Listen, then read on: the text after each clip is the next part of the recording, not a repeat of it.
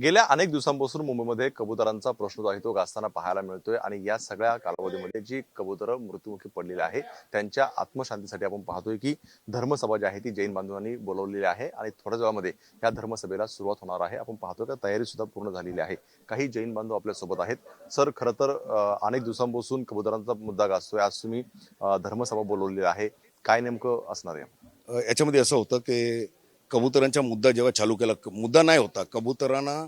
मी तर सांगल की मारण्याचा जेव्हा चालू केला, त्यांच्या मर्डर केव्हा चालू केला म्युन्सिपल कमिशनरनी, तेव्हा हा मुद्दा झाला.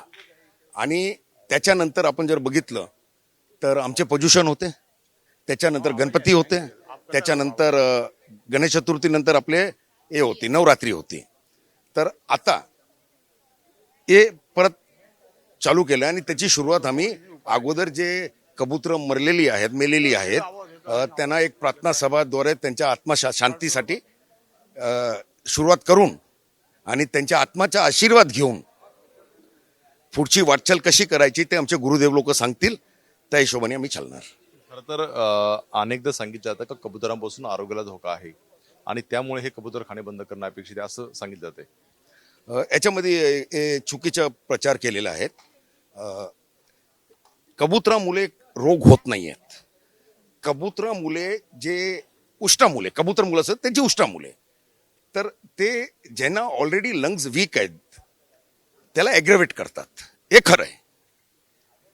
तर तसं कितीतरी कारण आहेत ज्याच्यानी माणूस मृत्यू पावतो. Train accidents, plane accidents, road accidents, murders. तर ह्याच्यावर काय आणतात आहेत? किती ॲक्सिडेंट्स होतात, किती ब्रिज कोलॅप्स होतात, किती लोक मरतात आहेत त्याच्यात, नॅचरल कलॅमिटी किती लोक मरतात आहेत, त्याच्यावर सरकारने काही पावलं उचलली का? का की आमच्या कॉन्स्टिट्यूशन प्रत्येक पशु, प्राणी, मनुष्य सर्वांना जीवायचा अधिकार दिलाय. राईट टू लाईफ हे आमचा नियम आहेत. Right to food is constitution right of every living being in this country. पण याच्यासाठी आता जे कबूतर खाणे दिलेले आहेत वेगळ्या ठिकाणी 13-14 ठिकाणी करणार आहेत, तिथं तुमची मान्यता असणार आहे का? नाही. का? असं आहे, इतर जागी जायच्या तर तुम्ही कबूतर तसा प्राणी नाही की त्याला हलवू शकतो, तो माणूस नाही आहे. माणसासाठी तुम्ही SRA राबवतात, त्यांना शिफ्टिंग देतात, ते ठीक आहे. त्यांनी दुसऱ्याची जागा काबीज केली SRA मध्ये. कबुतराची जागा मनुष्याने काबीज केलेली आहे. तर जर हलवायचं असेल तर सरकारने मनुष्याला हलवा, जे तिकडे आजूबाजूला राहतात, कबुतरांना नाही. आणि ते जे कबूतरखाना आहे त्यांच्या उष्ट मुलं होतं, तर उष्ट साफ करायचं काम आणि शहरामध्ये स्वच्छता ठेवायचं काम महानगरपालिकाची जबाबदारी आहे. महानगरपालिका याच्यासाठी आमच्याकडनं टॅक्स घेते आणि संपूर्ण शहराची जबाबदारी स्वच्छताची महानगरपालिकाची आहे. सगळ्या याच्यामध्ये तुमचे प्रश्न सोडवण्यासाठी सरकार गंभीर नाही असं म्हणायचं का, किंवा अपयशी आहे? गंभीर नाही. सरकार जरा पण गंभीर नाही आहेत. गंभीर असता एवढा प्रॉब्लेम झालाच नसता. सरकार आता माझ्याप्रमाणे जर तुम्ही घेतलं तर माझं हे म्हणणं आहे की पूर्ण मुंबईमध्ये कुठेही सेंट्रल स्पॉट नाही आहे जिकडे आम्ही पुतळे उभारू शकतो. एक कारण तो होऊ शकतो.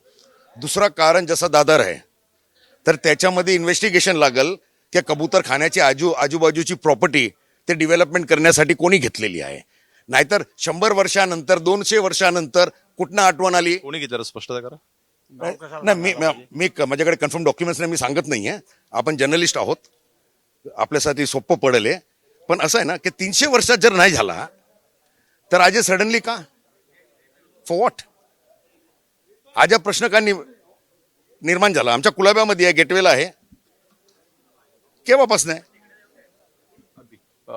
याचा परिणाम आगामी महानगरपालिका पाहायला मिळेल 100%. 100%. कशा स्वरूपाचा?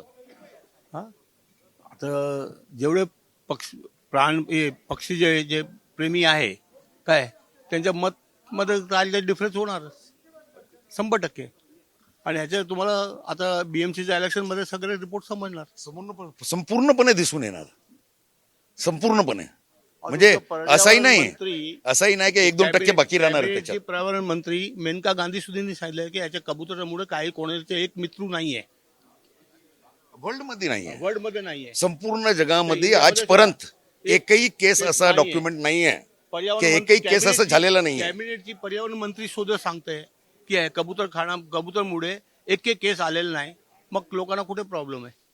आता आपण कबूतर खाण्याचा प्रश्न जो आहे तो अधिक तापताना पाहायला मिळतोय आणि याचे परिणाम जे आहे ते आगामी स्थानिक स्वराज्य संस्थांच्या निवडणुकीत पाहायला मिळतील असं जैन धर्मियांकडून सांगितताना पाहायला मिळतंय.